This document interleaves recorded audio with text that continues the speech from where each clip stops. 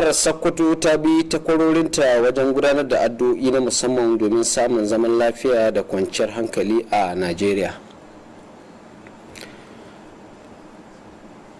Majalisar dokoki ta jihar Sokoto ta amince da wata bukata ta kira ga gwamnatin jihar da ta gyara titin mota da ya lalace daga Marnona zuwa Isa. Masu kalmu assalamu alaikum, barkanku da saduwa da mu a cikin shirin labarun Nta Sokoto. Yau muna Juma'a 6 ga watan Rabiul Awwal shekarar 1442 bayan hijira, wadda ta zo daidai da 23 ga watan Oktoban shekara ta 2020 miladiya. Sunana Abubakar Umar Dambuwa. An yi kira ga matasan Najeriya da su nisanci tarzoma da duk wani abu na fitina da zai jefa kasar nan ga yin yaƙi.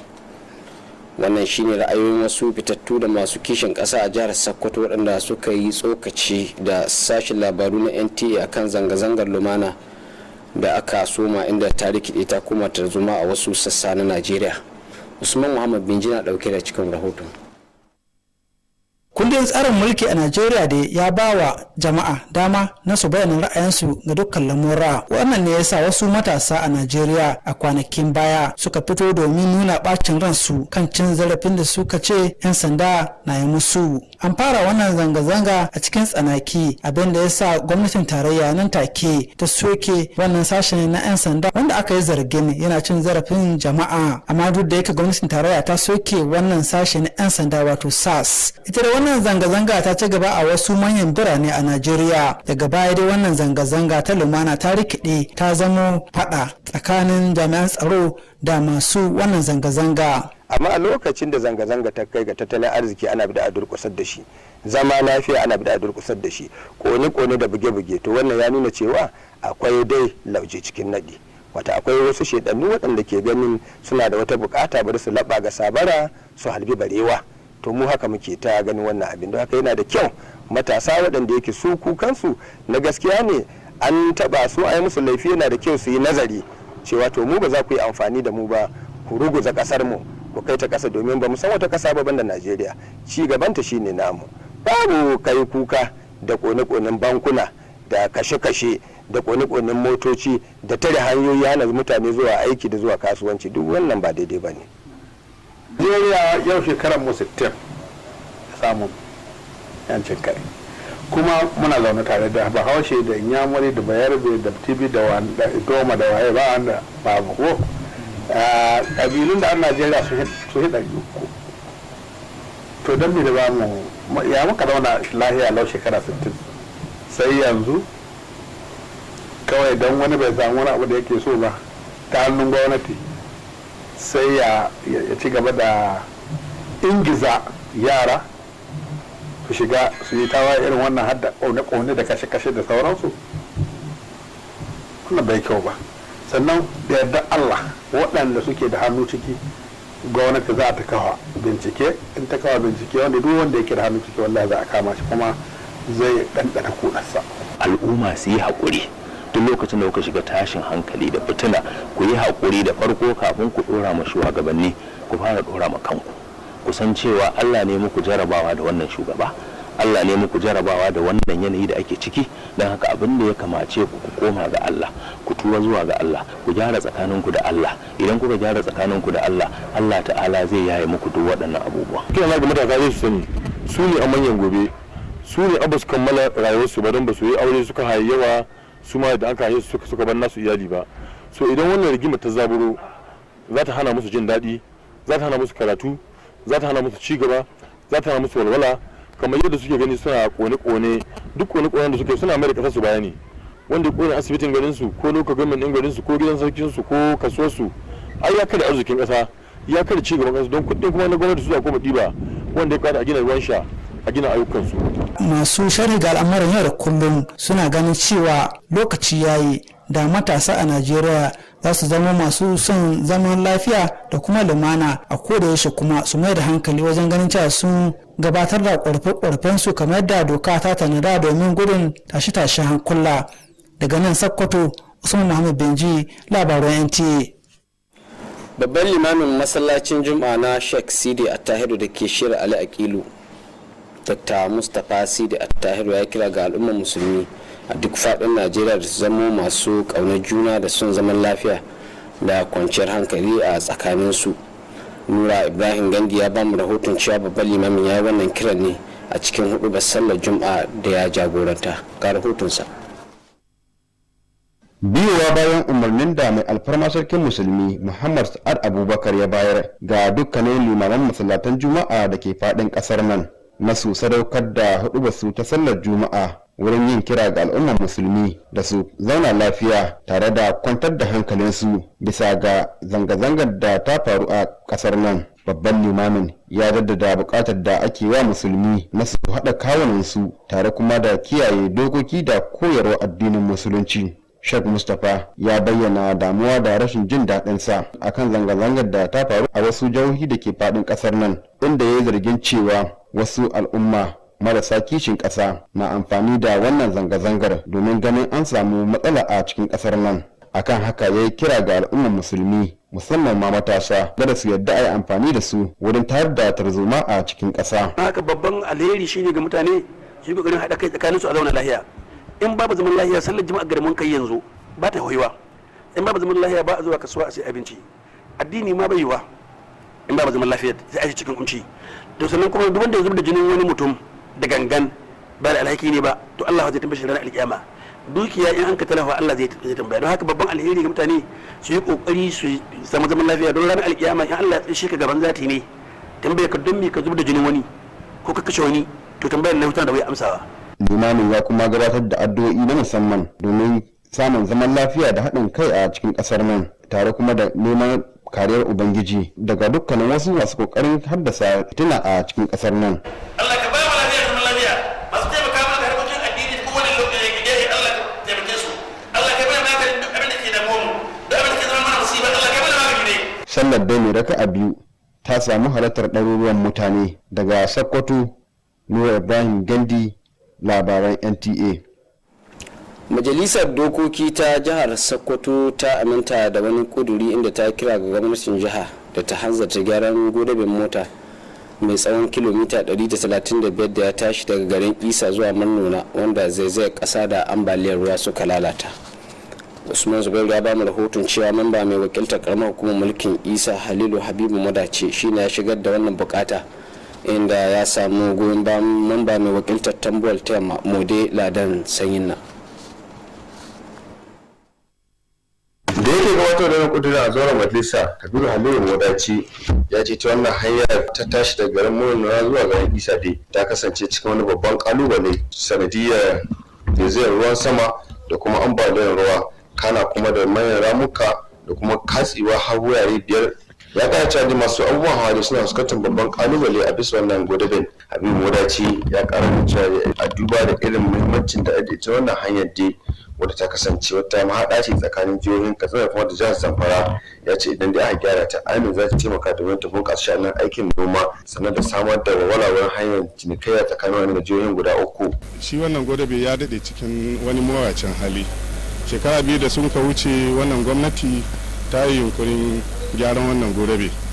So bayan ta gyara ta ɗan yi kokari irin na gyaran da an ka yi sai kuma wannan lokaci na ruwa na wannan damana yadda ka share godabe din ya koma inda ya fito kusan in ka dubi godabe ko kuma ka bi godaben za ka ga wurare daban-daban sun kera godabe din kusan kashi 5 ko 6 za ka godaben gaba ɗaya ya kekere. sauran majalisa suka bada goyon baya domin ga wannan kudin da dan majalisa Habibu Modaci ya gabatar sun bayyana da cewa tun shekara 2005 da aka shimfiɗa wannan hanyar motar to sanar ta sake samun wani kwakwaran kulawa ba. Kana sun kira da majalisa cewa su dubi irin muhimmancin da ita wannan hanya idan aka gyara ta ainihin za ta taimaka domin magance matsalar yawan sace-sace bisashen da ake yi da kuma garkuwa da mutane wanda ake yi ko da yaushe a bisa wannan hanyar. Kakakin majalisa Aminu Muhammad a ce dace ita majalisa ta ce matsaya da cewa ta kira gwamnatin jihar Sokoto da gaggawa domin ta gyara ita wannan hanya daga garin Mannona zuwa ƙasar Isa mai tsawon kilomita 135 kana daga ta majalisar har wani sati daga Sokoto sun zuwa labaran NTA. Labarun za su ci gaba bayan kun da karshen wannan sako. Baba, Barka da baba, ko ka ji abin da aka faɗi? Hadiza, ina takunkumin ki? Baba, ni fa har yanzu ban yarda da wanga abin da aka faɗi ba. Dan har yanzu ban ga wani wanda corona ta kama. Hadiza, ke taɓa zuwa lahira? Amma dai ke san gaskiya ta ko? Ya yi kyau. Kakki gaugawa zuwa lahira. Bai zama dole ki san komi ba. Ko tsaya za ki yi jiran sai wani ya kamu da corona gidan ga. Sannan ki yadda corona gaskiya ta. Ni da abba wata kaka za a yi corona ta kama ni. To ko da kaddara ta sa ta kama ni sai in yi amfani da magungunan mu na gargajiya in sha kuma in warke. A'udhu billahi. Sam wannan ba gaskiya na ba. Abinda an mahi alheri gare ki sa takunkumi. Sannan duk lokacin da za ki yi ta daga gidan ga ki rika sa takunkumi. Sannan ki rika amfani da ruwa da sabulu kina wanke hannuwanki akai-akai. Sannan akalla ki samu tazarar mita 2 tsakaninki da mutane. Kowa na iya kamuwa da ciwon mura da mashako. Idan kana tsammanin ka kamu da ciwon, kira waɗannan lambobi. Kuma a tahi santar gwaji don sanin ko an kamu da cutar. Yaɗa gaskiya ba cutar ba. A jiya Alhamis 22 ga watan Oktoban shekara ta 2020 an samu ƙarin mutane 138 da suka kamu da cutar murar mashako a duk faɗin Najeriya. Jihar Katsina ita ce kan gaba da yawan mutanen da suka kamu da yawan mutane 42, sai mai bibata jihar Lagos tana da mutum 35, Kwara 15, Kaduna 13, jihar Plateau 7, Rivers 4, Yobe 3, Ogun da Oyo suna da 2 kowacinsu, yayin da jihar Oshun da babban birnin tarayya Abuja ke da mutum 1 kowacinsu. yanzu jimilla dai mutum 61,805 ne suka kamu da cutar tun lokacin da ta bulla, inda daga cikinsu aka salin mutum 56,985, yayin da mutum 1,227 suka riga mu gidan gaskiya.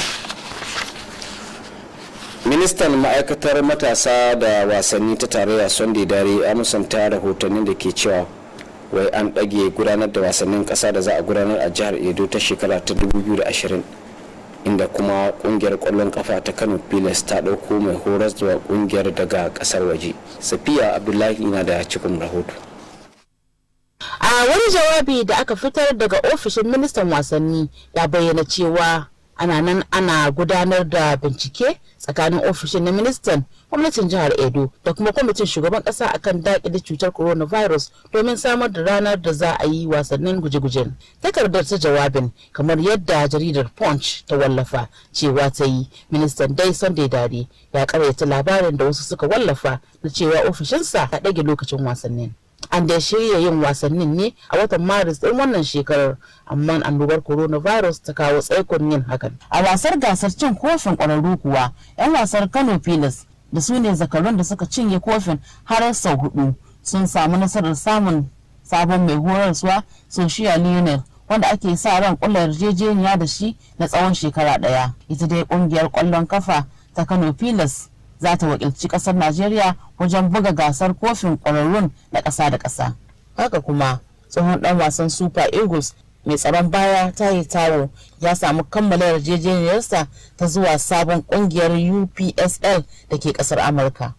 Ƙarshen rahoton kenan daga Sokoto, Safiya Abdullahi, labaran NTA.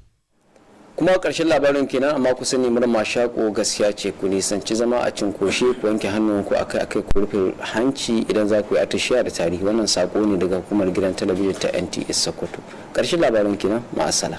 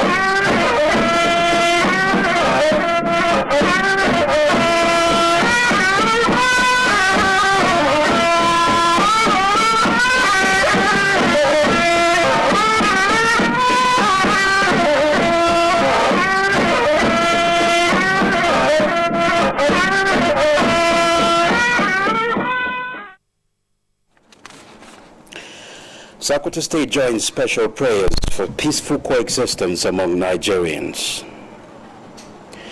Sokoto State Assembly adopts a resolution for rehabilitation of 135-kilometer Marnuna Isa Road.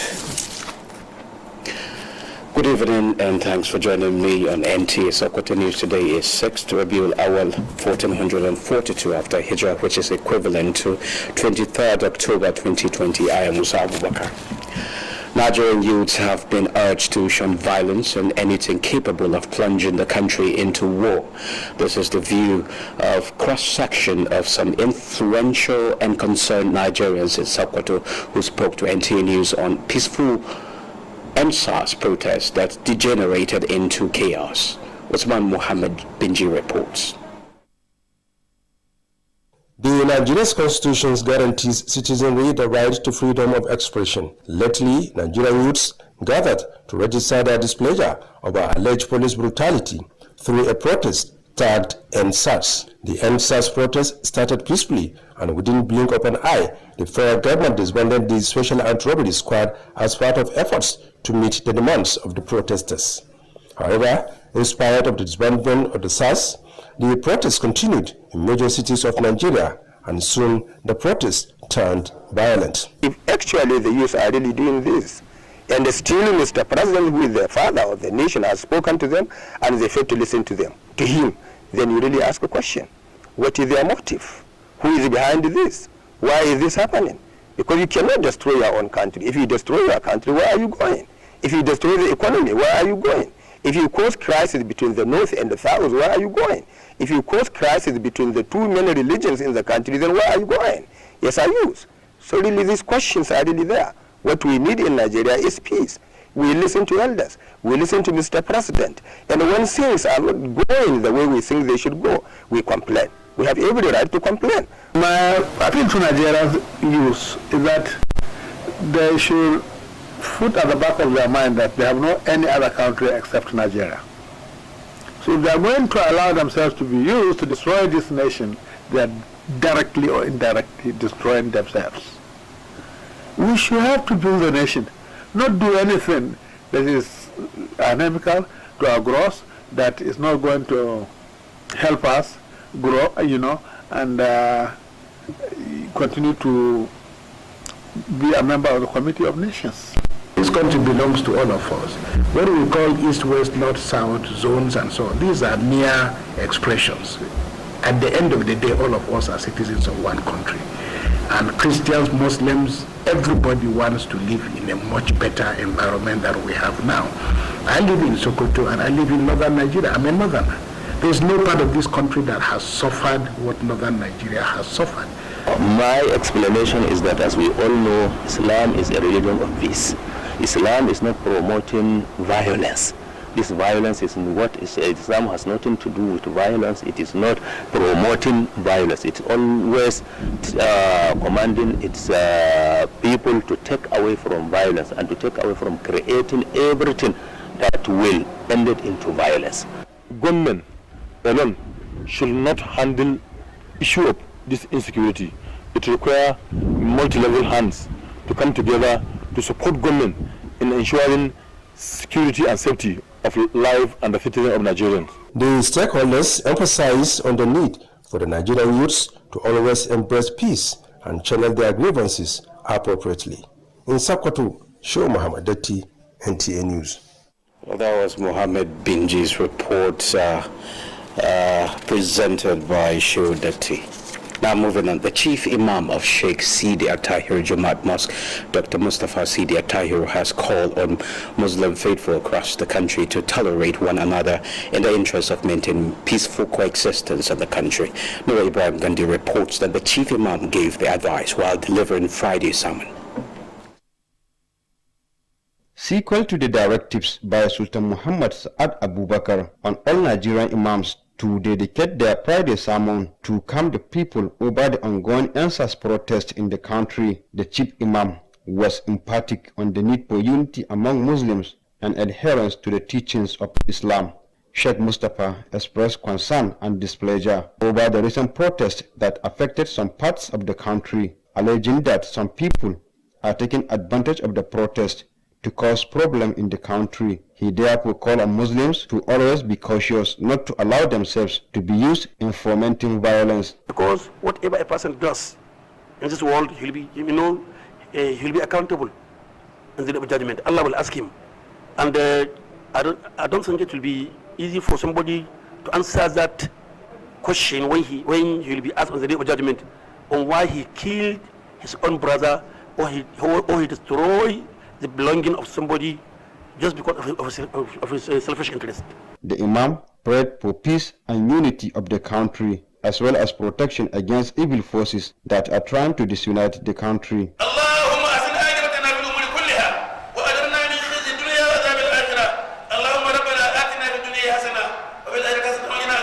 The 2 rak'at prayer was attended by hundreds of Muslims in Sokoto. Nura Ibrahim Gandhi, NTA News. Now, Sokoto state legislators have adopted a resolution to call on the state government to hasten the rehabilitation of 135-kilometer Isa Marnuna road, which was washed away by gully erosion and flood. Osman Zubair reports that the motion was moved by Habibu Haliru Modachi Isa constituency and seconded by Mode Ladan Sanyina of Tambo West constituency. Moving the motion, member Habibu Haliru Modachi said Isa to Manona Road has been in a spite of despair, and the road has been ravaged by gully erosion, which characterized by deep potholes and cut up 5 places. He further said now motorists find it very difficult to fly the road in the course of transporting goods and services. Habibu Modachi added that considering the fact that the road is one of the most critical roads in the state as it links Katsina and Zamfara state, if rehabilitated, would help in boosting the agricultural productions and commercial activities of the 3 states. Recall that the road was reconstructed in 2005 by the former administration of Governor Titan Tubafara, and since then the road was not repaired until 2 years back, when the present administration made attempt, but this year's rainy storm and gully erosion washed away the roads completely. Some of the lawmakers who supported the motion traced back from 2005 when the road was constructed, saying that since then it has not witnessed any repairs. They however appealed to House to consider it important if given desired attention, it will no doubt address the problem of cattle rustling and kidnapping experience on the road. The Speaker, Mohammed Aminu Achida, announced that the House have unanimously resolved to call on the state government to assist and rehabilitate the 135-kilometer Isa Marnuna road in due course, and later adjourn the House sitting till next week, Tuesday. In Sokoto, Usman's NTA News. Well, it's time to pause for some messages. NTA News continues after the break.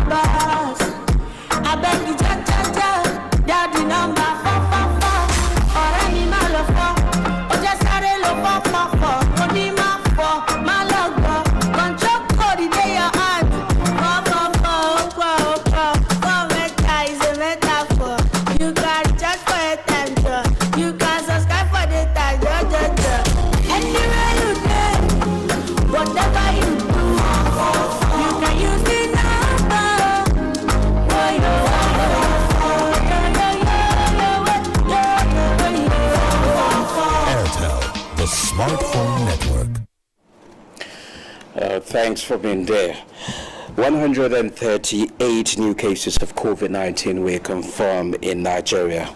Katsina State has the highest number of cases with 44, followed by Lagos with 35, Kwara 15, Kaduna 13, Plateau 7, Rivers 4, Yobe 3, Ogun and Oyo have 2 cases each, while Oshun and FCT have 1 case each. Now, total cases of COVID-19 in Nigeria stands at 61,805, with out of which 56,985 were discharged and 1,127 deaths were recorded.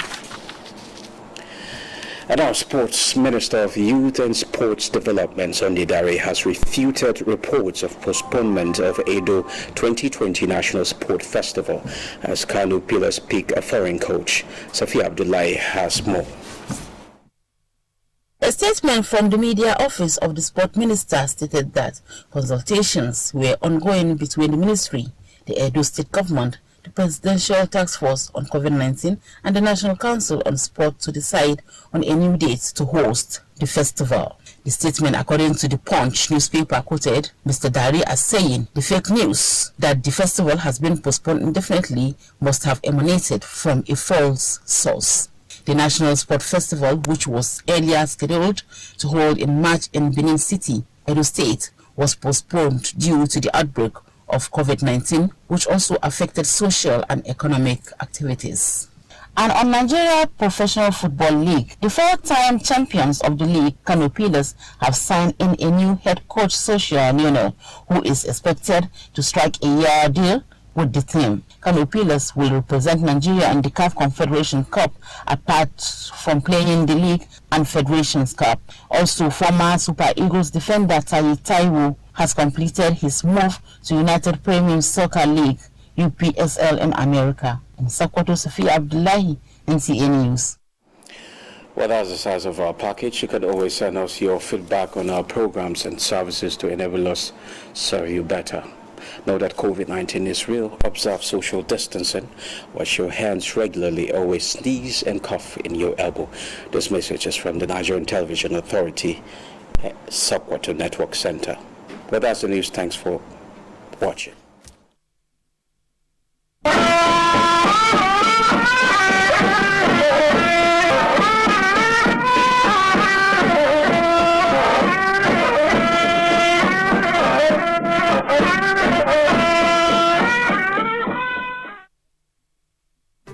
Baba, barka da rana. Baba ko ka ji abin da aka faɗi? Hadiza, ina takunkumin ki? Baba ni fa har yanzu ban yarda da wanga abin da aka faɗi ba. Dan har yanzu ban ga wani wanda corona ta kama. Hadiza, ke taɓa zuwa lahira? Amma dai ke san gaskiya ta ko? Yayi kyau. Kakki gaugawa zuwa lahira. Bai zama dole ki san komai ba. Ko tsaya za ki yi jiran sai wani ya kamu da corona gidan ga. Sannan ki yadda corona gaskiya ta. Ni da abba kawata kaka za a yi corona ta kama ni. To ko da kaddara ta sa ta kama ni sai in yi amfani da magungunan mu na gargajiya in sha kuma in warke. A'udhu billahi. Sam wannan ba gaskiya na ba. Abinda an mahi alheri gare ki sa takunkumi. Sannan duk lokacin da zaki ta daga gidan ga ki rika sa takunkumi. Sannan ki rika amfani da ruwa da sabulu kina wanke hannuwanki akai-akai. Sannan akalla ki samu tazarar mita 2 tsakaninki da mutane. Kowa na iya kamuwa da ciwon mura da mashako. Idan kana tsammanin ka kamu da ciwon, kira waɗannan lambobi. Kuma a tahi santar gwaji don sanin ko an kamu da cutar. Yaɗa gaskiya ba cutar ba.